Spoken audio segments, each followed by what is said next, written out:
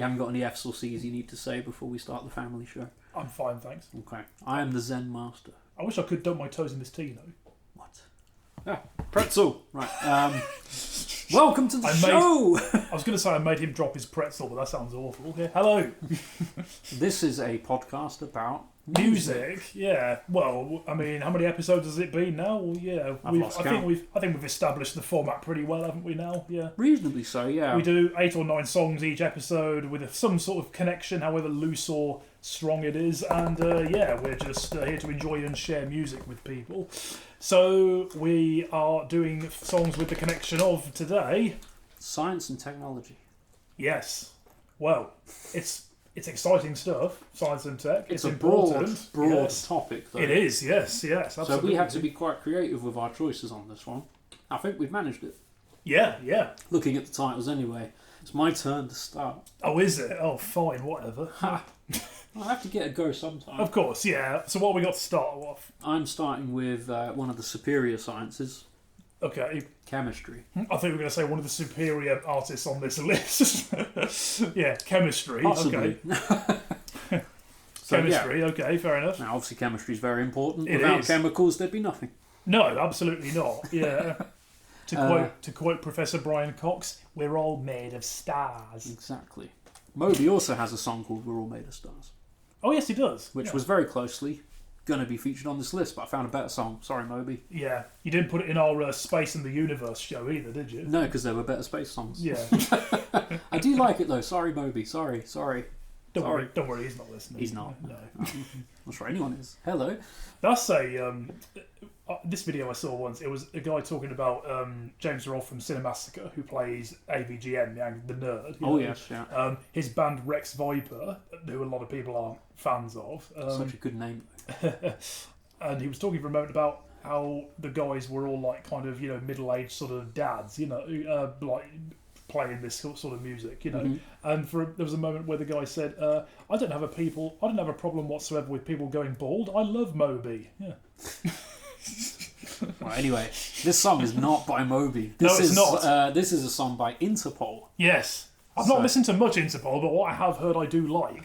A bunch of gloomy New Yorkers. I remember you also saying one of the worst bands you've ever seen live. Absolutely, as well. Yes. Because they were so boring. Musically, brilliant. I mean, they sounded like they do on the record, which, for some people that's great, for some people that's not great. You could have stuck the record on, it sounded like it was the record. But they stood still. Yes. They did not move a muscle. If it wasn't for the wrists moving to strum the guitar, you'd think they were mannequins.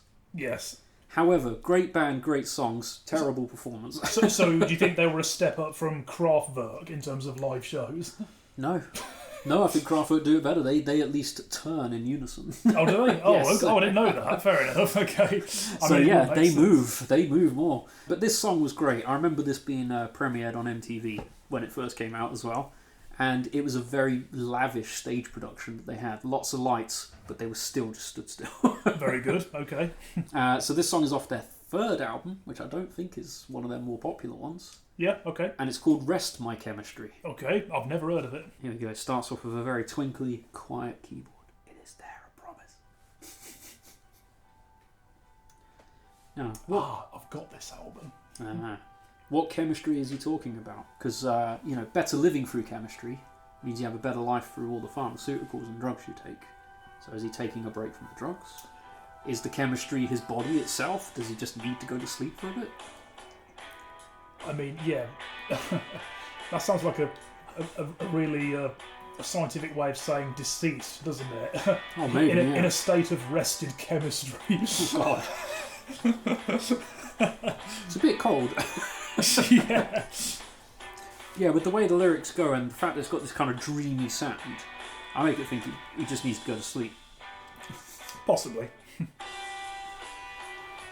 I mean, when you're asleep, you're not really in rested chemistry. It's just in a different state of chemistry, basically, isn't it? Yeah, you hopefully get to switch your brain off for a minute. Again, yeah, when we say that, we mean like it enters a different state of being. Yeah. Billie Eilish asked where you go when you go to sleep. It's in her album title. Okay. She doesn't answer it though. Yeah. I don't think she's qualified as like a neuropsychologist. Yeah. Good singer though. Yeah, fair enough. I've not really explored Billie Eilish that much, honestly, but As far as chart-topping artists at the moment go, she is one of the more interesting. I know she is very highly regarded by a lot of people. Yeah, it's not just easy pop. There is actually something behind it. Yeah. This sounds nice though. As soon as you said science as the topic, it's like, right, rest my chemistry, going on the playlist. Any excuse to play this tune. I've just thought, Girls Aloud did a song called Biology. Oh man! And that's on an album called Chemistry as well. Have you heard the Arctic Monkeys play it? I have not, no.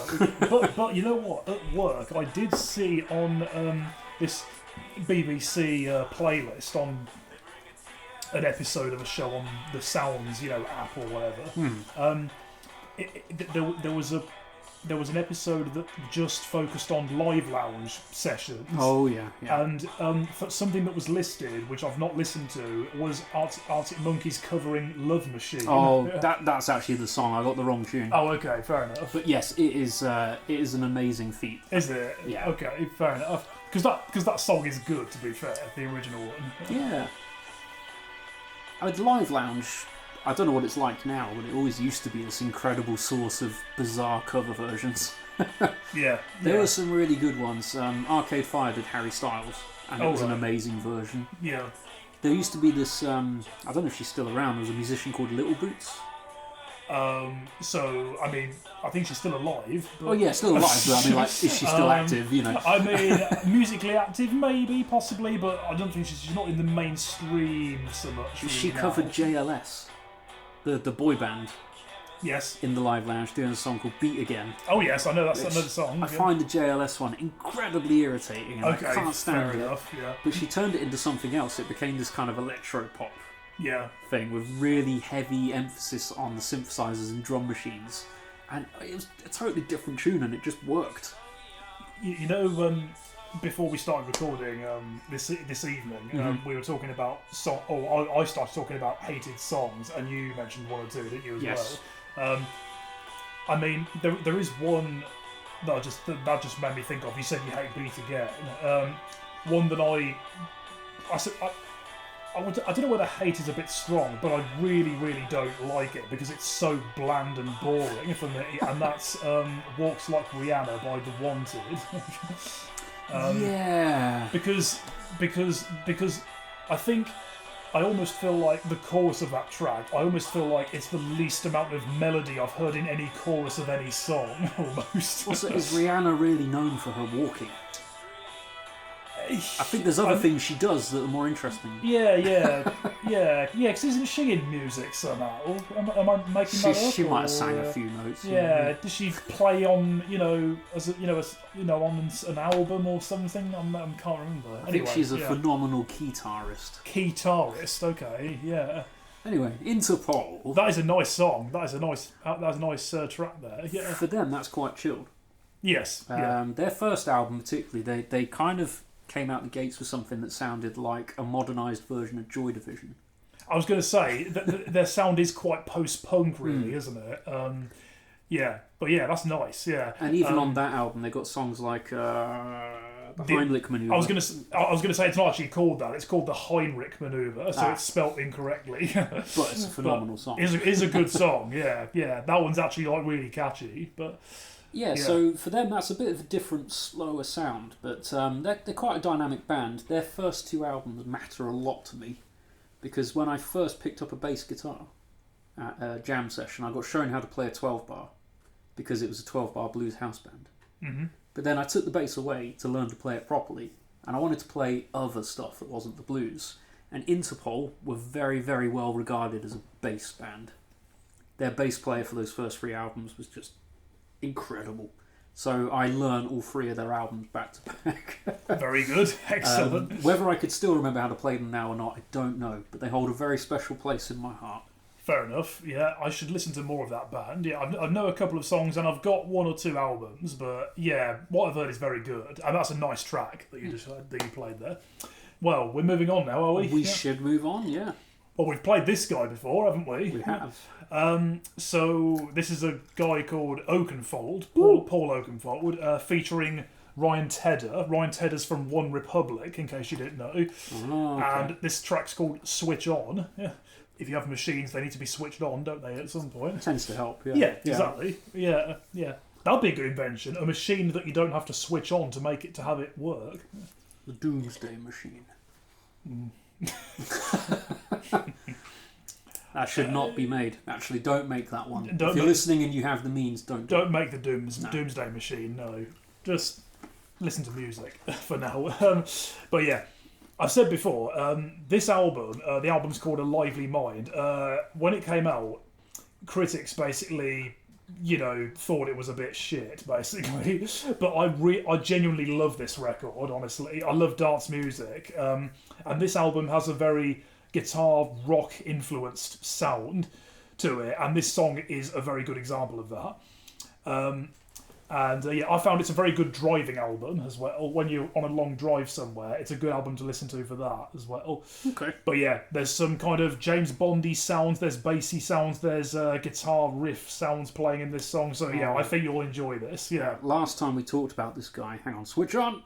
Yeah. Last time we talked about this guy, I think we did go down a James Bond rabbit hole. Oh yes. So it's like, did he do a theme? And then we found out he was on the soundtrack as a scoring artist. Oh right. Yeah. So it's not surprising. And then we did the same thing with Garbage. Yeah. What we need to do is vote our top 5 Bond themes. Yeah, I need to do some research. There's one. That pretty much is the James Bond route.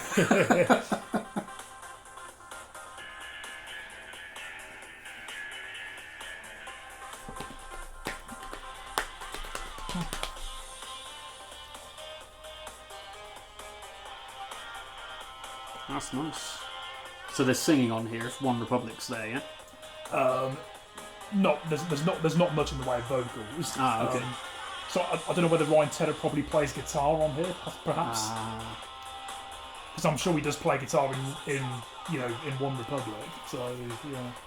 I only know that one song by them, the Timbaland one. Oh, apologise. Yeah. That's the only thing I know by them. That's all right. I think I prefer Counting Stars personally. That one I do quite like actually. Oh, is that them? Is it? Yeah, that one I do quite like actually. Oh, actually, here we go. It's like a looped vocal, isn't it? Yeah. We just heard a load of body parts just after recording the body parts episode. Well, that happened in the last song as well. We had lazy eyes and not being able to sleep. Yes. Tired brain. Like that other track of his we played last time, Ready Steady Go. This track, it sounds to me very much like something you might hear in the menus of a video game from the noughties, On that same topic, I was record shopping in Birmingham just a couple of weeks ago. I stumbled across this really good one called Swordfish. If you're in Birmingham, go. And it had loads. The shop's called Swordfish. It's called Swordfish, yeah. Right. And there were stacks and stacks of CDs in there that were all going for £1, £2, what have you. And I stumbled across Apollo 440. Oh yes, I know them. This has put me very much in mind of them. Oh really? Okay, fair enough. You were saying about video game menus. Yes. They were known for things like Rapid Racer and Wipeout and things like that. Right. So, yeah, it is very much that genre. I haven't had an excuse to play at 440 on our show yet. It's coming though. Yeah. Yeah, I will definitely bring back more stuff from this album because, like I said, I'm a big fan of this album personally. Yeah. That track we've mentioned before, Sex and Money, which uses that 9 Inch Nails riff, that's the track before this on that album, actually. Yeah. There was a track from that album that charted called Faster Kill Pussycats, which had Brittany Murphy on vocals. What, the actress? Was she an actress? Yeah. That's what I know that name for, yeah. Yeah. Well, yeah, she sang on it. Yeah. Oh, right. Okay. And yeah, she's not around now, sadly, but yeah. Was she Wednesday Addams? I I don't know. Well, she died some years ago now. Yeah. So Yeah, I don't mean in the new series, like the films. No, I've no idea. I can't remember. That's gonna bug me, and I'll look it up later. Okay. Yeah, her vocal on that track is very good actually. So yeah, because that has vocals like all the way through the song. Yeah, unlike this one. John, it is interesting though. That's probably another show. What's that? Actors/actresses that have turned to music. Oh yes, yeah. There's been a few. Quite a few. Yeah, absolutely. You got your Scarlett Johansson album, which was pretty. Oh right, bad. yes. And then you've got other people like Nick Knowles released an album years ago. Oh my god! Okay, all right. Bradley Walsh, he can sing. Yeah, I've never heard him. So I know he did. I know he did an album, but yeah, I've never listened to it. Yeah, and then you got your soap stars like Kylie Minogue and Holly Valance. Jason Manford has a good singing voice, actually. Really? If you listen to it, yeah. Okay.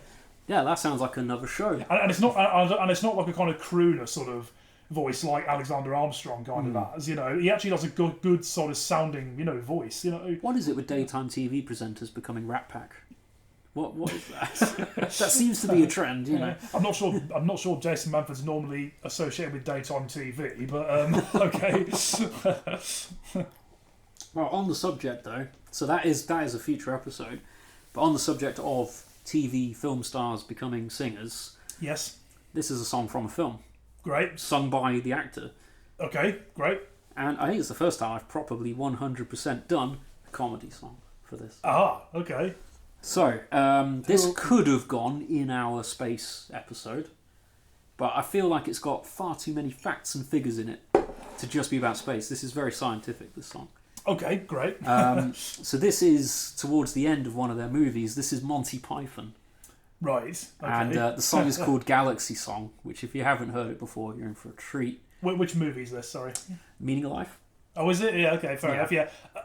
Even though I'm a comedy fan, and I perform stand-up comedy, shamefully, I've watched next to no Monty Python, shamefully. It's one of those weird ones, like Monty Python either works for people or it doesn't. Decades ago, they were basically kind of pioneers, if not almost inventors, some would argue, of alternative comedy. So before... Definitely of the sketch show. Yeah, so before you had people like, Vic and Bob and, the young ones, and those kind of oddball shows and acts, you had Monty Python. But I do remember, I think I was maybe in secondary school, and I watched the Dead Parrot sketch, and I really didn't get it, sort of thing. So I need to, but I've matured a lot since then. So I need to give it another go. I think it's weird the sketches that actually stick in people's minds and start and last the test of time. For some reason, Dead Parrot does, but it actually isn't one of their best bits at all. There are much better scenes, but they're probably more known generally for the movies. Right. So The Life of Brian is very well regarded. Holy Grail, of course, crazy film where they're trying to do the Holy Grail storyline, but they have no budget for the movie. Oh, right. And the film is very self-referential as to how little budget they have. It's weird, but this one is a bigger budget movie. And for some reason, Eric Idle climbs out of a lady's refrigerator and starts singing this song. Is that a euphemism? No, he actually does climb out of the fridge. So here we go. This is the Galaxy Song. Whenever life gets you down, Mrs. Brown, and things seem hard or tough, and people are stupid, obnoxious or daft, and you feel that you've had quite enough, just remember that you're standing on a planet that's evolving. There's actually a version of this song with Stephen Hawking. Wow. And not just that they've used a computer voice, he's actually in the video and everything. But terrific songwriters in Monty Python. The thing about doing a good comedy song is that you have to be really skilled as a musician. Yes. Right, this has everything. Melody, the rhyme, the musicality in it is I'm very good. quite enjoying it, honestly. Yeah. Have you've heard of a series of books called Discworld, haven't you? Yeah. Terry Pratchett. Yes. Now, I've got on the for the PS1, there's the first 2 Discworld video games, and they're point-and-click video games. Eric Idle voices Rincewind, the main character who you play as. Oh, nice. But they also feature the voices from Rob Brydon and Tony Robinson, amongst one or two others. Oh, great, you got Baldrick in there, nice. Okay. And there's a track in the opening credits that Eric Idle sings called "That's Death," which is a kind of comedy sort of song, and yeah, that's well done as well. So yeah. Also, just a big shout out to those games, because even in the PS1 days, they were rare and like kind of obscure games, but the humour in those games is absolutely fantastic. Honestly, yeah. Discworld generally was a good humour to it. Yeah. I really loved the Mort books. Oh right, yes. Where the Grim Reaper was the central character for a trilogy. Oh, do you mean Death? Yeah. Yeah. So he was great. That trilogy of books was fantastic. It's weird because I've got a couple of the Discworld books, but I don't really read fiction sort of thing. But I've read most of the first one, The Colour of Magic, when I was volunteering at the library in Earthenborough. I used to just read it when there was nothing to do. And I think the best way of describing Discworld is like a cross between Harry Potter and Monty Python. Yeah, probably fair. It starts the series off on a high. Here we go.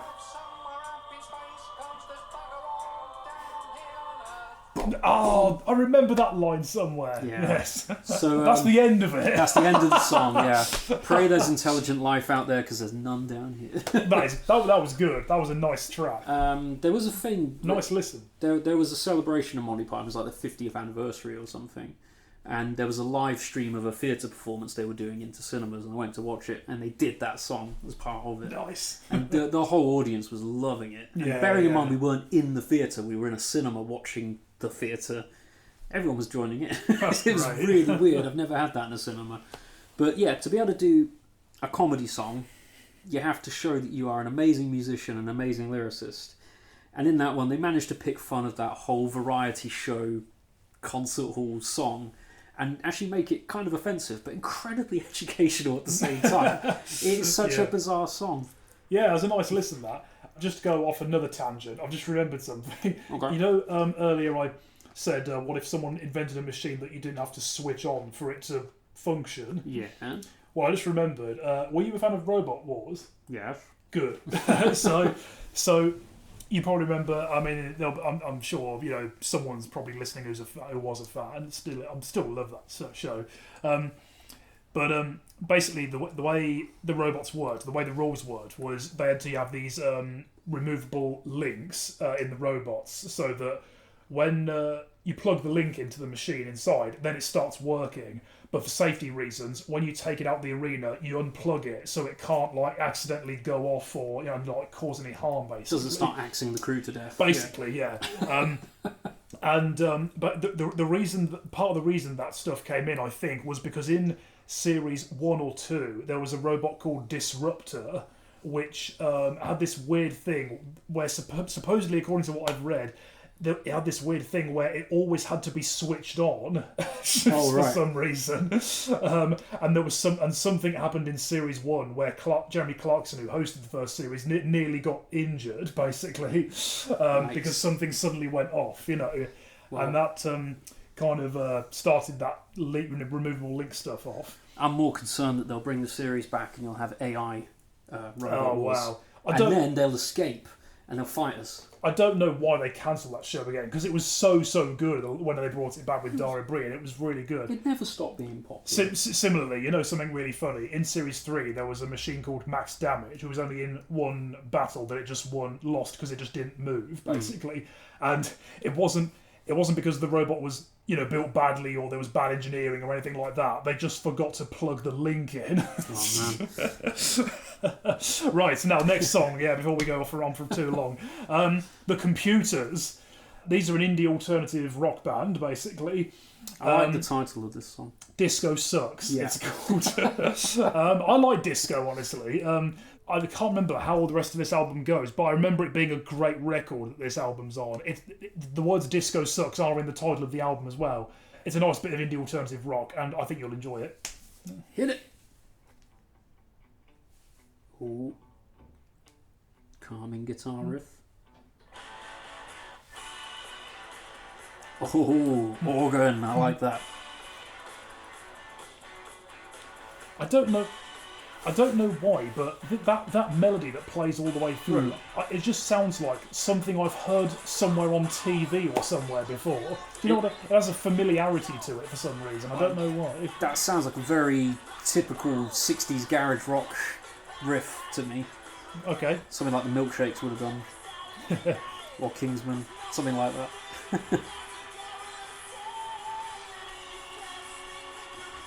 And they're a very sharp dressed band as well. Having been in a garage rock band, I'm jealous of these suits. They dress better than we do. Yeah, well, we often wear Hawaiian shirts, don't we? Oh yeah, I've fallen very, very far from the garage rock look.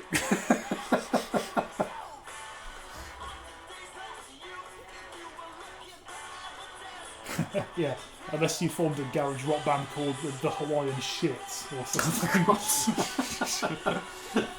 Well, that's our alternative name now.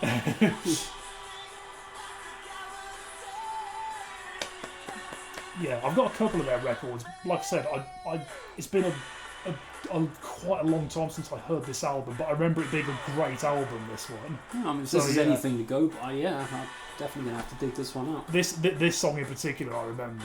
Yeah, absolutely love this one.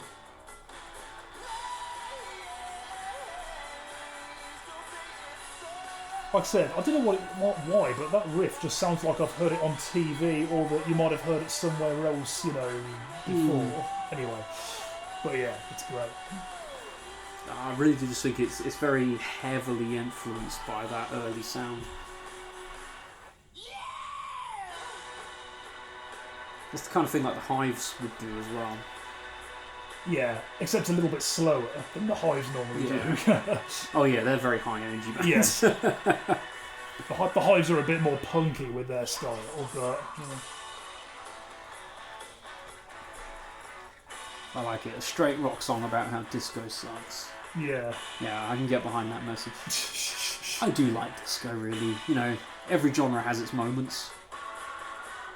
I would say that I hate... That organ at the end sounds That's good, doesn't very it? good. That's a good finish. Sorry, carry on. I would say that I hate rap music, but there's exceptions. Yeah, I picked Eminem the other week for us.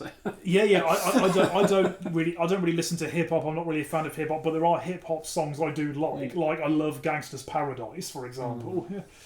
I mean, that is a classic. I want to do like Tupac's Ghetto Gospel with Elton John. That's very good as well. Yeah, Will Smith. Sorry, everybody. I had to throw that out there. Anything else to say about computer disco sucks? Computer disco, computer disco. That sounds like a genre or something, doesn't it? We've written a song now. Yeah, I need to go back and listen to that record because that's an amazing song. They don't really talked about that band. I don't know whether they are still going, but they've released a few albums though. Yeah. I hadn't come across them at all. So Yeah. that was the first listen for me. They deserve a bit of attention anyway. Yeah, I'm gonna have to find more of that for sure. Yeah. Anyway, what's next? Who's next? Well, I'm hoping this might be one you haven't come across. A singer called Andrew Bird. I might have heard the name, possibly, but I can't say I've ever knowingly listened. No. So he is primarily a violinist. Okay, fair enough. And he plays a 5-string violin, because why not? Add an extra string. Go for it. Why not? But I've been quite a fan of his music for a while. The first thing I ever heard was an album called Armchairs. Okay. And the actual title track, Armchairs, is an amazing tour de force. It is such a powerful song. This is off of the same album. It fits the science theme because it is entitled Dark Matter. Okay, very good. Yeah. Dark matter, the mysterious substance that makes up most of the universe, but you can't see it, sense it, smell it, do anything with it. You just don't know if it's really there. Great. 90% of the universe, we can't see it. Yeah. Yeah, 90% of the universe is basically unaccounted for. Yeah.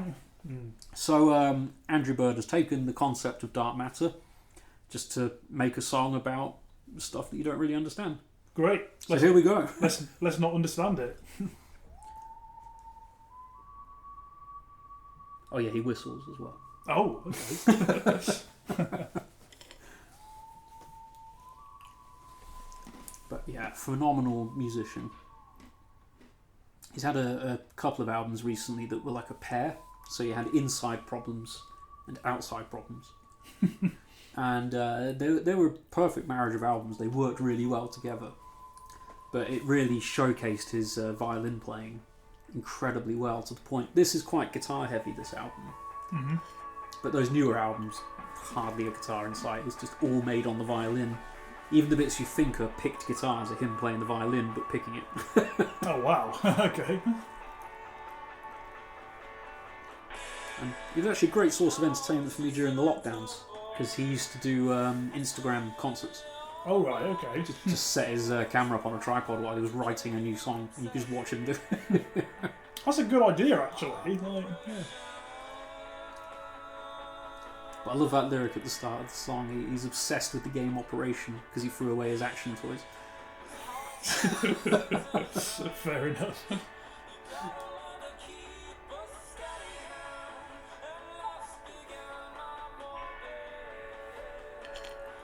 Fascination.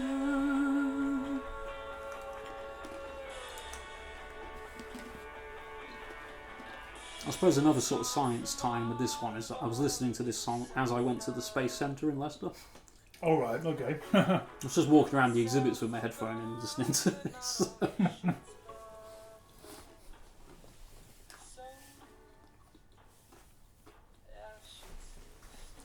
But yeah, just lately I think he's done a jazz album, was the most recent thing I heard.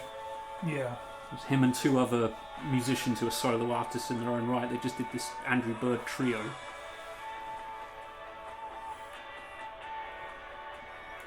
I'm getting 2000s vibes from this in terms of like 2000s alternative indie. Demos. Timing's right there. Yeah, it's about 2002, 3, something like that. See if I can find it. Yeah, it's around then. Come on, show me this thing. Oh, 2007, a bit later than I thought. Yeah. I'd love it if it actually said 2002 stroke 3 stroke something like that. Yeah. Even the internet doesn't know. If the internet doesn't know, it's not known. It's unknowable. Yeah.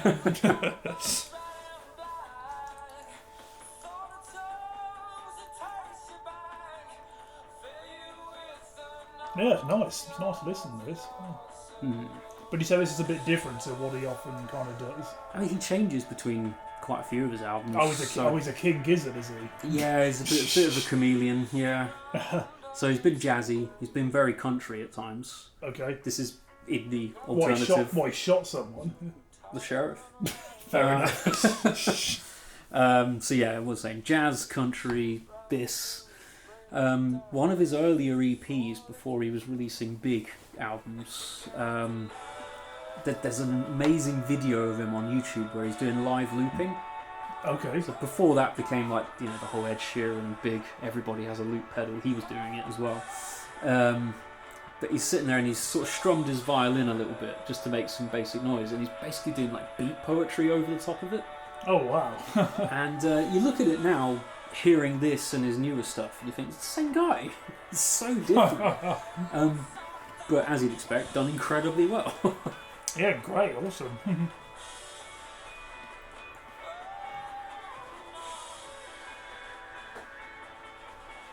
And we've got some very nice whistling coming up. Okay. I can't whistle. I can, but not in tune, really. If I could try, but the sound that came out would be not what I wanted it to be. I can't do it. Can the producer whistle? No, nodded the head there. There we go. We got some melody. Now what I'm going to do doing that Flow Rider bloody whistle song. the Flow Rider's blowjob song. Why does Flow Rider keep coming up all the time? Because he's just. I mean, to be fair, I do quite like his song "Good Feeling," honestly. What I'm going to do is I'm going to sample your singular whistle and plug it into a keyboard, and then we'll make a tune. Will we make it about oral sex or no? Ideally not, no. Anyway, yeah, that was Andrew Bird. That's a nice song. That's a nice listen, definitely, yeah. And I can hear that on a documentary or something on TV. Yeah, He never does explain what dark matter is, but then, top scientists can't. So I mean, I'm not surprised. I mean, it's not his job to be fair to him. So I don't know, I think he'd give it a fair stab. I trust Andrew Bird. He seems like a very switched-on guy. He'd give dark matter a fair stab. I think he would, yeah. just throwing a knife at nothing for ages. Yeah, and then harpoons a single molecule of dark matter. And ha! Gotcha! Anyway, what's your next song? So, I brought these guys to the party a while ago. They're one of these obscure bands who did one album and that's it, basically. Oh, one and done. Yes. I put these in our space episode. I did a song called Rocket Boy, which I really love. Sonic Boom Boys, the band's called. Oh, yeah. If you like punky, heavy guitar music like the Wild Hearts or anything of that kind of sound, these guys are worth a listen. It is on iTunes. I don't think it's on Amazon. I'm not sure about Spotify, but good album though. And this is a cover actually of Eddie Cochrane's song "Come On Everybody." Oh yes, which I prefer to the original. It's a heavier, punkier version of it. And when I listen to this version, I almost feel like it was written to be done in this kind of style, really. Okay. But yeah, see what you think as a virgin or whatever. Yeah. Okay, so far faithful to the original. Yeah. I mean, Eddie Cochrane's is a classic. Yes, of course. Yeah, this isn't to diminish that. He is excellent. No, he's great. He's awesome. Summertime Blues is his as well, isn't it? It is. Yeah. The bass lines are the same for both of them, essentially, aren't they?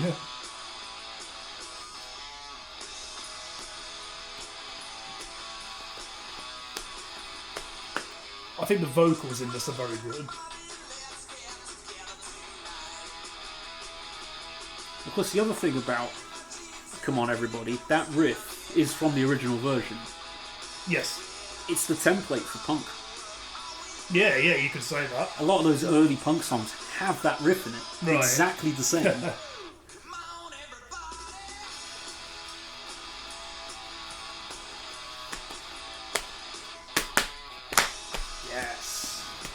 This would be fun to play, honestly. It can't be that difficult, can it? Surely. Oh, it's a blues. It's a 3-chord song. Yeah. Easy.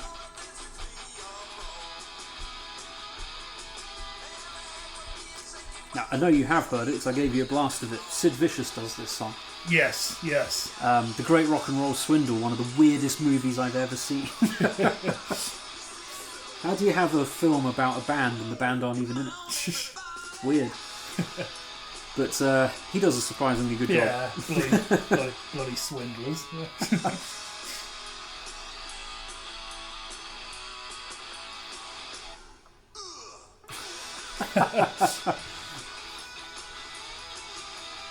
Every rock and roll song needs a gratuitous. Yeah. What if it turned out that one of the other members just farted? Or just clobbered him with a guitar or something. Yeah. Yeah, right at the arse. One rogue drumstick flies across the room and takes him out in the eye, you know. Yeah. I'd say that's quite an understated reaction to a drumstick in the eye. I'd say if that's what happened, I'd say he handled that really well.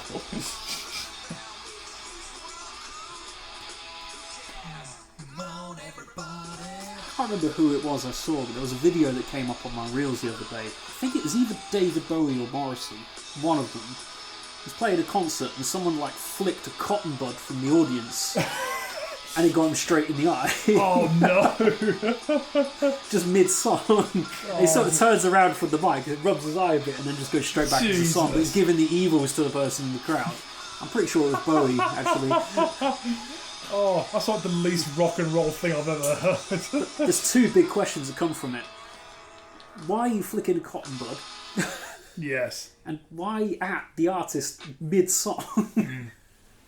But I liked that. That was good. Yeah, I love that. That's great. Yeah, no cotton buds in that one, just drumsticks. No. Hey, it could have been a cotton bud in the eye, couldn't it? I suppose. I mean, that would make you go...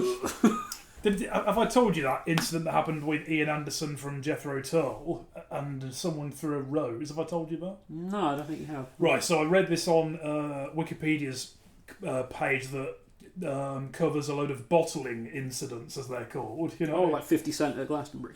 You know, think those kind of things. People do this shitty thing to artists when they're on stage. You know, when Jethro Tull were performing somewhere, this is years ago now. Someone threw a rose at Ian Anderson, the singer, and they had to stop playing for a moment because a thorn caught him in the eye. Yeah. And that's even more than what you just heard. Yeah, I think I'd be like, ah! Yeah. Anyway, yes. Don't injure your pop stars. No, don't do rubbish things like that. Yeah, no, musicians they're are there people. to entertain you. Exactly.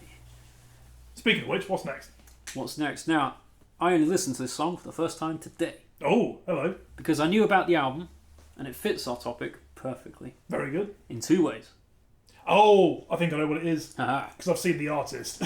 So, yeah, I like this band. In fact, we talked about them before, but we've never played them. No, we haven't. No. So, this is Incubus. Yes, it is. They have an album called SCIENCE. which spells Science. Yes. Ugh, yeah. So it spells science, and the song in question is a tune called Summer Romance, Anti-Gravity Love Song. Excellent, very good. We've got the album Science and we've got The song Anti-Gravity. title and the album title. That's a double whammy. Ugh. You need to stop that. I'm going to sample that and you whistling. The producer threw a cotton bud at me. You had it coming. It's better than the pretzels, they're harder. Yeah, fair enough. Whoa! I saved you, I took a bullet for you, man. Yeah. Anyway, do you actually need that? That was a highlighter pen, that was. Back to Incubus, anyway. Why don't we just, do music rather than talking about people that don't want to be talked about? Incubus have an interesting career. So they started off as very kind of funk metal, I think is the right way of doing it. They're like a heavy version of the Chili Peppers in terms of the sound, and they lent a bit harder into the rap side of things. Okay. But then they started to kind of calm down a bit, and they entered more of that kind of new metal crossover bit, which they would hate to be called.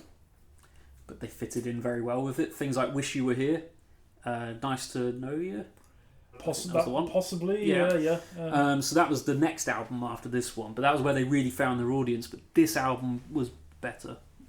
But I love that other album, but this is better. I have to say, I've got a few of theirs, but I've not listened to them a huge amount. The only stuff I know of theirs is more like alternative rock, heavy rock stuff, basically, but kind of the heavy end of alternative rock. So songs like Stella, which is a good song, that's that kind of thing. Well, this is them heading that way. So this is Summer Romance, Anti-Gravity Love Song. Let's go. So we start off with the funky riff, obviously. Is that a synth or what is that? I would imagine so, yeah. Hard to know. Could be just a affected guitar, I guess. Affected guitar. Yeah. Infected guitar. Yes. The thing I never understood is the album cover for this one. Oh yeah, it is a bit weird, isn't it? The wig and the moustache, I don't understand it. Who but, is you know. that?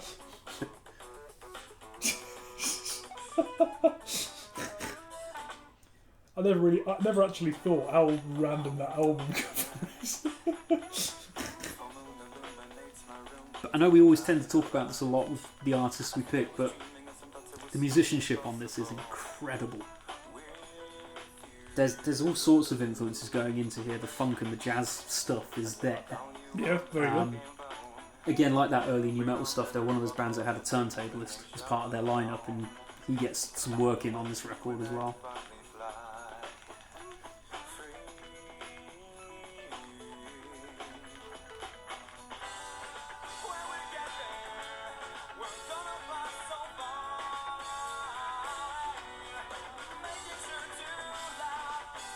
I mean, yeah, I'm getting more the alternative vibes again, really. Yeah. But yeah.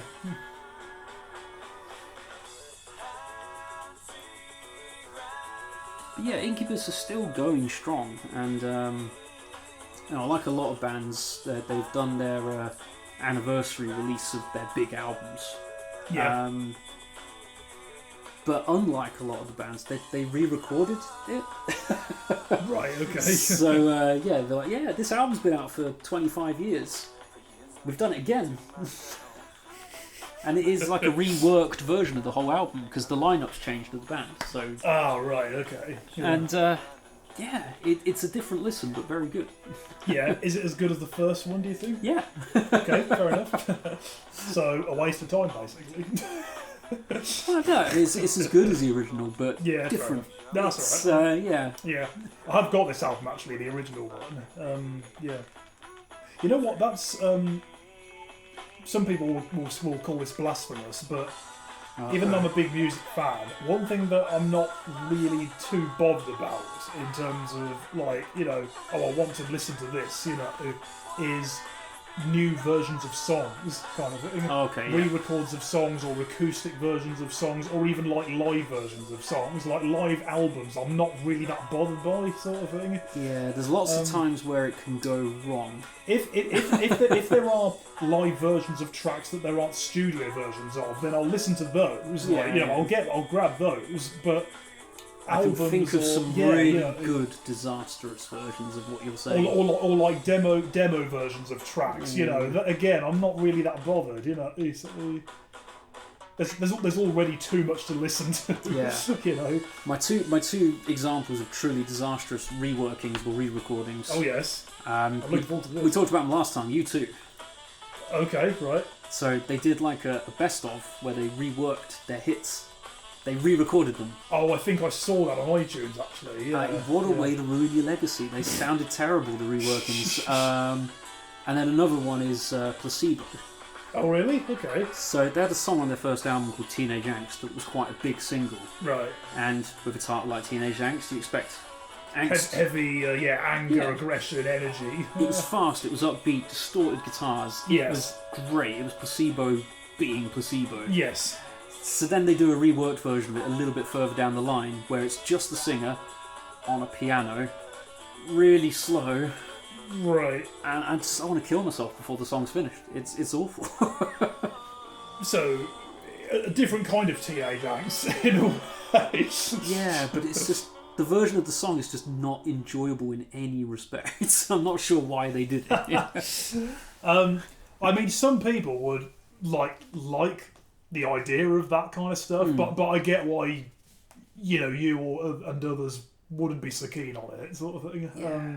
For me, cover versions of songs where all the artist has done, even if it's the original artist, if they've covered a song to make it more moody and dramatic, they go like, right, it had an electric guitar, I'm going to get the acoustic, I'm going to halve the tempo, and I'm going to just drop some of the melody, like, stop.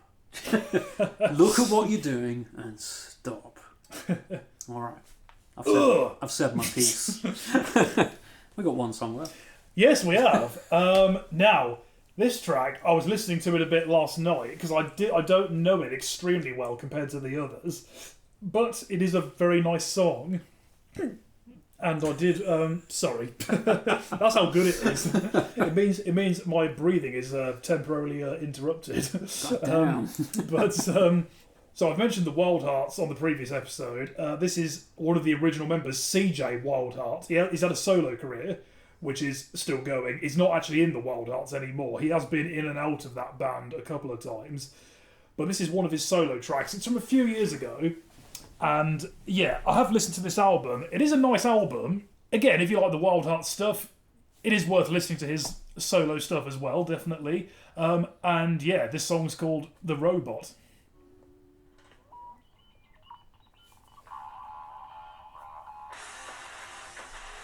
Ooh, nice. I'm loving the retro vibe on the album cover there. Yeah. I actually have one of those wind-up robots sat on my desk. Jesus. This might be the heaviest song of the episode, mightn't it? I wasn't expecting it.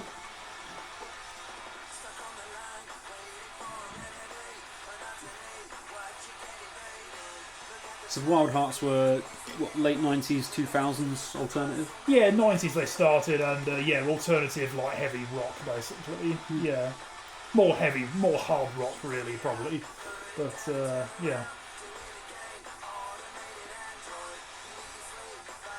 But yeah, we're a bit lesser known now with CJ's solo career.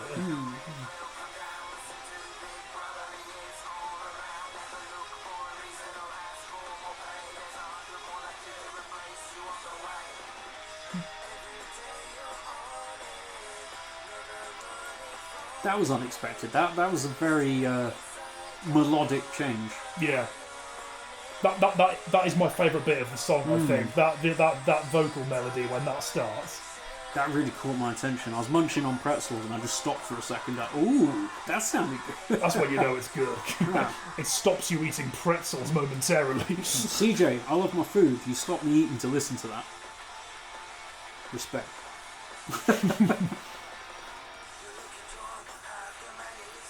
I suppose in a way, with this, the Wild Hearts. I mentioned the Wild Hearts earlier in the episode. Again, we're not that far from Sonic Boom Boys again, really, with this, are we?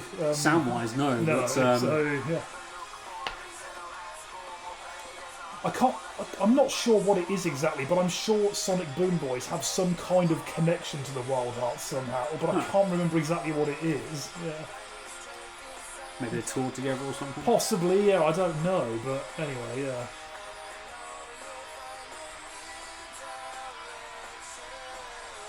But yeah, that is my favourite bit of the song. This melodic vocal line, especially. I mean, and that ending is good as well. Yeah. As an aside, favourite fictional robots? Blimey. For me, Robbie the Robot from Forbidden Planet. Okay, fair enough. I mean, the effects are terrible. It's a 50s movie, but he saves the day. He's the big robot that wanders in. He can make anything. This is a hard question for someone who doesn't really watch films or follow fiction terribly in any capacity. Oh no! Okay. Say the Terminator. It is alright, I suppose. Yeah.